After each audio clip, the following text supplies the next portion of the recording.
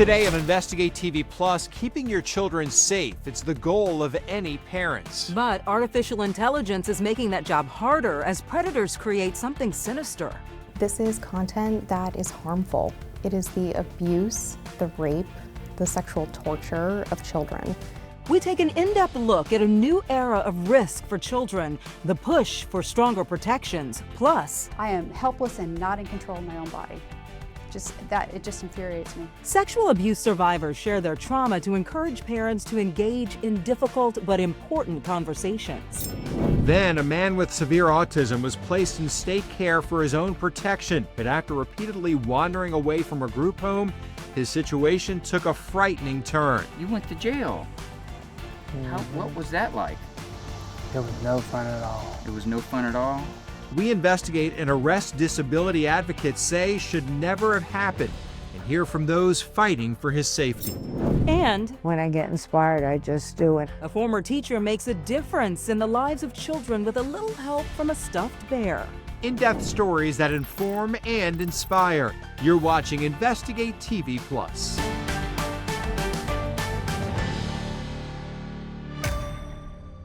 In early 2025, a small community just outside Memphis was shaken to its core. Teacher with the Corinth School District is facing charges after police say he used AI to create explicit videos of students. Investigators in Corinth, Mississippi say Wilson Jones, a teacher at Corinth Middle School, was on the job when IT staff was alerted to sexually explicit content on his computer. It's real hard because, you know, these are people that I grew up with, that my children are friends with. According to court records, Jones confirmed he used AI to generate sexually exploitive videos of female students using photos from their social media accounts. The teen girls were never filmed. I'm Tisha Powell. And I'm Lee Zurich. Cases of AI-generated child sexual abuse material known as CSAM are skyrocketing. Criminals are using the cutting-edge technology to make explicit images of children, sometimes created from innocent pictures. Reporter Kristen Crowley investigates the growing threats, speaking with child abuse survivors turned advocates about what can be done to protect children.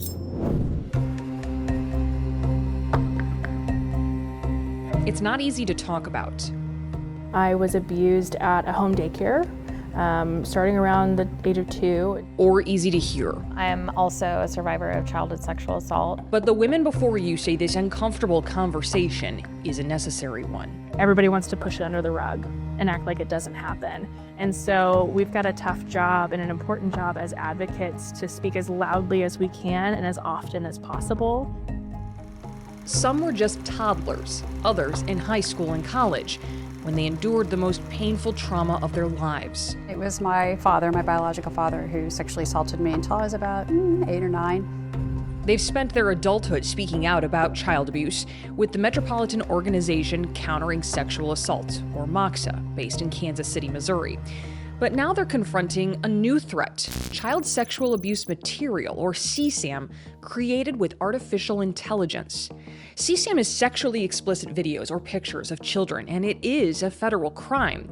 While generative AI can create something from seemingly nothing, experts say the victims are real. These are going to be files, even if fully synthetic, that were trained on images or videos of real children out in the world. So there was some child hurt in this process. Yes. Fallon McNulty is the Cyber Tip Line Executive Director for the National Center for Missing and Exploited Children. For years, it's seen a steady rise in CSAM reports.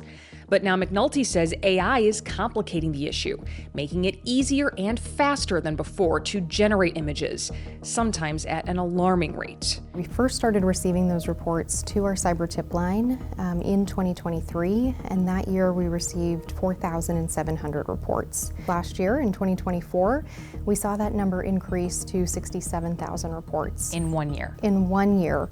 And in the first half of 2025, we have already received more than 400,000 reports. To put that into perspective, that's an average of more than 2,000 reports of AI-generated child abuse material every single day. Do you think incidents of this are on the rise, or is just awareness of the problem on the rise? I think it's both. More and more people are using AI. There are more platforms that are popping up, more sites. Almost everything that we do when we're interacting online now has some type of AI component that's built in. I'm in shock by a lot of those statistics. I have a niece who's 14 years old and getting ready to be super active in Instagram and all of that, and I am so scared for her. That's because any image, explicit or not, can be manipulated by AI to look explicit. In 2023, a child psychiatrist in Charlotte was convicted after using AI to digitally alter clothed images of children into CSAM. Another man in Pittsburgh was convicted that same year after he digitally superimposed the faces of child actors onto naked bodies and bodies engaging in sex acts. It pisses me off. I know there were pictures of me. I have no idea what happened to those pictures. I really don't. And boy, talk about, once again, I am helpless and not in control of my own body. It just infuriates me. As these cases grow, so do the efforts to fight it. Even fully synthetic CSAM, so fully created, where there is no child victim, that is still a crime. And DOJ has been clear that they will prosecute that as a crime. Kirsten Shaliro is a senior technical advisor with the FBI and says the federal agency is dedicating more resources to tackle the growing crime. What do you tell people who feel like this is futile? This AI is so good and it's just going to keep getting better and we're never going to catch up. Do you agree with that mindset? No, I think we are going to catch up, and we are going to continue to fight this battle just like we always have on the traditional investigative fronts. Congress is also tackling the issue with the Stop CSAM Act, a bipartisan bill meant to hold online platforms accountable that allow the posting of CSAM and give victims more rights. U.S. Senator Josh Hawley is sponsoring that legislation that he says is necessary to keep up with a problem that has become rampant. Will the Stop CSAM Act, in your opinion, stop the spread of child sexual abuse material? It'd make a huge difference. I mean, it would be the biggest thing to go up against child sex abuse material, frankly, since the internet really took off in the 1990s. But even with added attention from lawmakers and pushback from law enforcement, Nick Meck says the problem hasn't peaked yet. It predicts it will continue to grow. This group of women says that means each person has to be their own advocate for themselves and their children. We do need to be a little bit strict in what we share online and don't online. But again, why should we have to? And yet we do. I think that being a mom and having to navigate all these things is frightening, but also an opportunity to have a different conversation than my mom had or her mom had. A tough conversation, but a necessary one. It's not just pedophiles generating this explicit material. Scammers are using it for a crime called sextortion, generating fake images of children in lewd or compromising positions and blackmailing them, sometimes for thousands of dollars, saying they will release the images if they're not paid. The FBI says the scam is even targeting parents, taking regular images of their children and making it look like they're being sexually abused. If you see CSAM online, report it immediately to authorities in your area. The FBI says it has the technology to determine if certain media is AI generated and can track where it came from. You can also contact the NCMEC Cyber Tip line at 1-800-THE-LOST or go online to cybertip.org. Still ahead, they're tempting text used to lure victims. We show what happens after you reply to one and provide solutions to help you avoid getting caught. But first, police locate a missing man with severe autism, but instead of returning him to his caretakers, officers took him to jail. We investigate the arrest, the reason he stayed locked up for nearly 3 weeks, and why disability advocates say this never should have happened. You can watch Investigate TV Plus anytime online. Just subscribe to our YouTube channel at Investigate TV. You can catch stories and full episodes.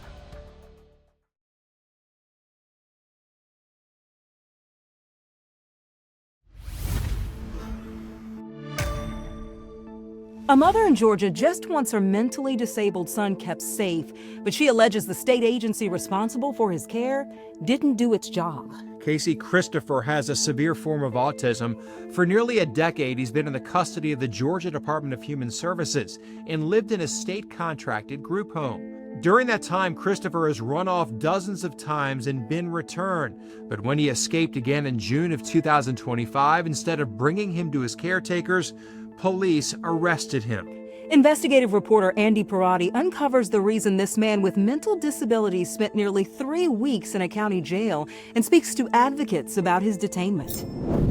Casey Christopher, you know you're missing right now, right? You're looking at an arrest disability advocates say should never have happened. They got you as missing. How you been, dude? I've been all right. Clayton County Police picking up Casey Christopher this past June. The 27-year-old is diagnosed with severe autism. His legal guardian, the Georgia Department of Human Services. I've actually been looking for him for days. He's been missing, and he walked away from a group home, so. This is the Jonesboro home he wandered away from, run by Bright Star Homes and Services, a provider contracted by the state to care for people with developmental disabilities. Shirley Christopher is Casey's mom. This is an ongoing situation for 9 years. 9 years of his life.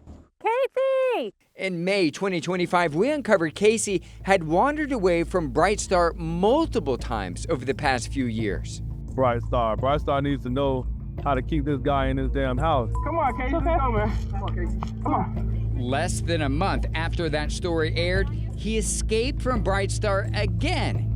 Every one of these officers knows Casey. Because we're just trying to figure out how this continues to happen. Because this is the third time that I know of, and I know it's been several times before. 6 days after this incident, police found him missing again. You all right? This time, instead of returning Casey to his group home, they take him to the Clayton County Jail. You'll probably be out later on this afternoon. Back in time to watch TV with everybody else. But he wasn't taken back to his group home. Casey spent 19 days behind bars. His alleged crime, court records show it was for failing to appear for a court hearing to face misdemeanor assault allegations against a Bright Star employee. Rena Harris is with the Georgia Council on Developmental Disabilities.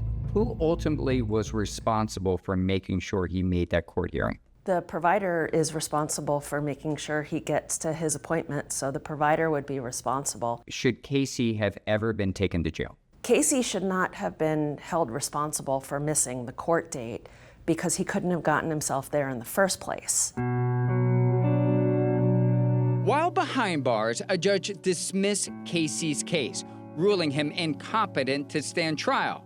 When he got out, it wasn't a DHS representative who picked him up, it was his own family. Remember when we went up to that little house up there? You want to go back up there? Tell me about that moment. It was beautiful because I was so worried about him. All I could do was hold him. You went to jail. What was that like? It was no fun at all. It was no fun at all? It's not a holding cell for special needs. When he has a family that's wanting him, fighting for him. Shirley says she's been trying to regain custody of Casey for years. She says a judge placed him in the state's care after Casey ran away from her dozens of times about a decade ago. Since he's been back with her, Shirley claims Casey hasn't left her side. What's it like being back with your mom? I love it. You love it? Bright Star and the Department of Human Services declined to answer questions about Casey's case, the agency sending this emailed response. It is bound by law to act to protect the privacy of the people we serve. As such, we are unable to comment. What do you want to do? You gonna talk to Daddy? While Shirley isn't Casey's legal guardian, she has no plans to return him to the state's custody. They have failed my son. He wasn't safe. And walking out here, some people might hurt you out here, man. I have no doubt that my son needs to be with his family. That's what he wants. I know you want to go back with your parents, buddy. According to emails we obtained, the state of Georgia has no plans to return Christopher to Bright Star. We also reached out to the judge who previously presided over Christopher's guardianship. He declined to comment. Still to come, her family survived a dark time in history. My parents were Holocaust survivors, both from Germany. And it inspired her to be a light for children in need. we show you how a former teacher turned global citizen brings comfort to kids. But first, tempting text offering cash or maybe some other big prize. Before you respond, we provide insight into the reality behind the rhetoric and provide solutions to help you avoid a scam. Our in-depth coverage continues. You can get connected to Investigate TV Plus on all social media platforms.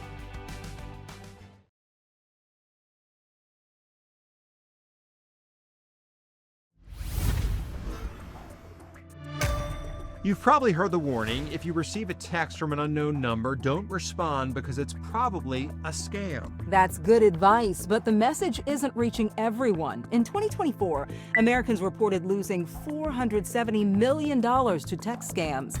And since the vast majority of fraud is never reported, the amount likely reflects only a fraction of the actual harm. Consumer investigator Caroline Hicks responds to a suspicious text and uncovers the tricks and tactics scammers use to coerce you into handing over your personal information. I'm donating cash and a brand new car to 20 random individuals. This is the kind of text message that might spark your interest. It's from someone claiming to be the winner of a $20 million Powerball prize. I tried calling the number. An automated message told me, "The number you are trying to call is not reachable." Next, I followed the instructions on the text. Kindly text them with your claimant code. I got a quick response. Yes. I told the person I wanted to proceed, and that's when they asked for my personal information. Kindly provide the following: name, address, male, female, occupation, age, monthly income, married, email, picture. I asked how I know I won, saying I'm nervous about scammers. They responded at length, assuring me it was not a scam. Oh, wow. Next, I tried FaceTiming the number, but no one answered. Then I got a text message from another number, this time with a foreign area code. Am I ready to receive my $3 million payment? I think so. That person sent me this photo. That's a lot of cash. You really don't want somebody to know that it's an active person on the other end. It's probably just gonna encourage them to continue messaging you. And ultimately, the scammers really just wanna get your personal information so that they can either commit identity fraud, or they're going to try to get you to pay them in some way or another. In other words, I likely won't be receiving this bag of cash anytime soon.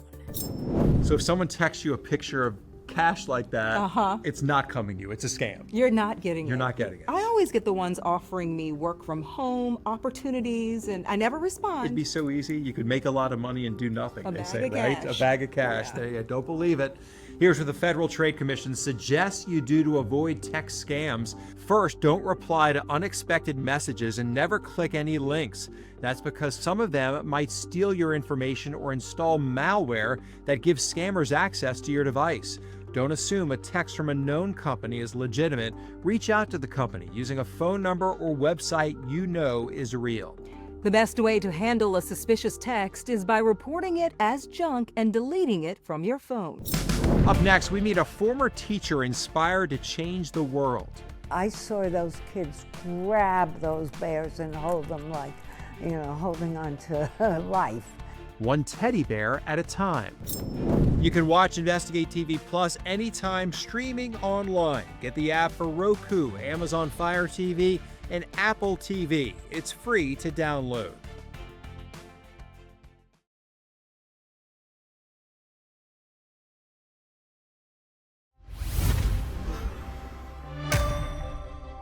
A Vermont woman has seen the worst and best of humanity, so she's made it her goal to invest in future generations. Reporter Joe Carroll shows us how she does it with the help of teddy bears. When you arrive at Nina Meyerhoff's home in South Burlington, you're greeted by two symbols, sun and peace.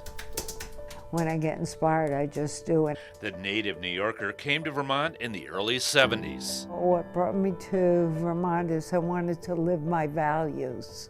Which are? Which are to stand for good things, be connected to community, help each other. Nina became the special ed director for 10 schools in Windham County. And then I started Children of the Earth also. And the idea is to see yourself as a global citizen, recognizing the issues in the world today and working together to make a better world. Obviously, you gravitate towards children. And youth, yeah. Why so? I realized that children were carrying the future. She's traveled to over 120 countries, many in conflict zones. With what she's seen, Nina still sees good in people. I like to stand up for what I believe and build new.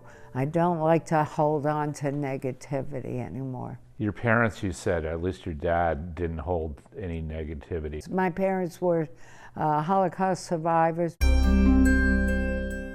both from Germany, came over here. They cared about humanity. They wanted that concept never again. And the life you believe in is helping children? No, it's changing the world. Donations for Children of the Earth came from people and organizations with the help of a certain stuffed animal. I saw those kids grab those bears and hold them like, holding on to life. Thousands of teddy bears through the years have comforted children in need. So when I went to Ukraine, I went the first week of the war with 2 friends, helped mothers across the border and their children. We got 2,000 teddy bears. Nina's story is at 83, her days of traveling to danger zones is winding down, but not her desire to help others. Everyone's life has meaning. Yeah, and relevance, yeah. And it's up to us to each use your life well. And that's it for us on Investigate TV Plus. I'm Lee Zurich. And I'm Tisha Powell. Thanks for watching. On the next Investigate TV Plus, a product you can easily buy online or from a gas station leaves a man paralyzed. I wanted to forget about work and all the stress of life and how bad I felt about myself for situations, and that's what did it. As experts warn of a rise in cases, we take an in-depth look at how a nitrous oxide addiction can put a life at risk.